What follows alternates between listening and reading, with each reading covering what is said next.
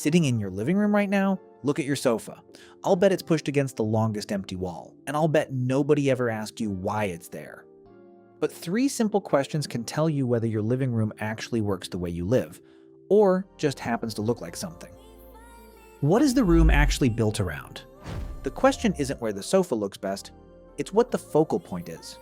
TV, fireplace, a view out to the yard, or just conversation itself.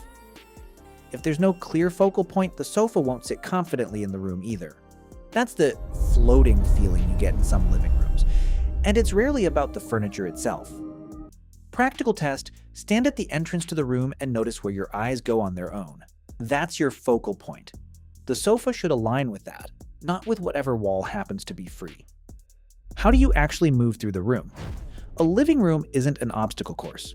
If you have to squeeze past the coffee table or the sofa juts into a walkway, the layout isn't working, no matter how good it looks. Concrete numbers. Leave 16 to 20 inches between the sofa and the coffee table, and at least 30 to 36 inches on main walking paths. Practical test. Tape out a layout on the floor before you move anything. And if you need to shift a heavy sofa to test it, furniture sliders get it done in minutes. No extra hands required.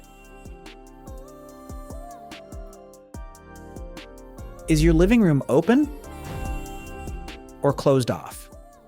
In an open-plan living room and kitchen, the sofa can double as a room divider.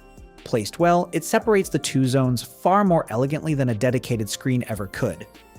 Sofa with its back to the kitchen.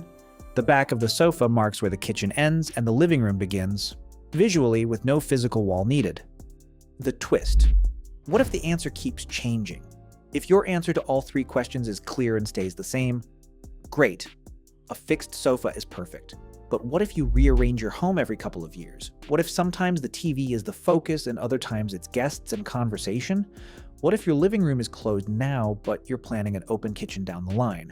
This is where a modular sectional sofa comes in. The pieces can be rearranged into a U shape, an L shape, or split into 2 separate seating areas. This isn't a luxury upgrade. It's literally the advice we just gave you, built into the furniture. The furniture adapts to you, not the other way around. A good living room isn't about where the sofa fits. It's about what you actually use the room for. And the furniture follows that. Ask yourself these 3 questions before you rearrange your living room again. The answers will tell you where your sofa should go, and maybe what kind of sofa you should have. I've picked out a few pieces down in the description that you might like. Take a look. And if this kind of thing is useful to you, subscribe for more.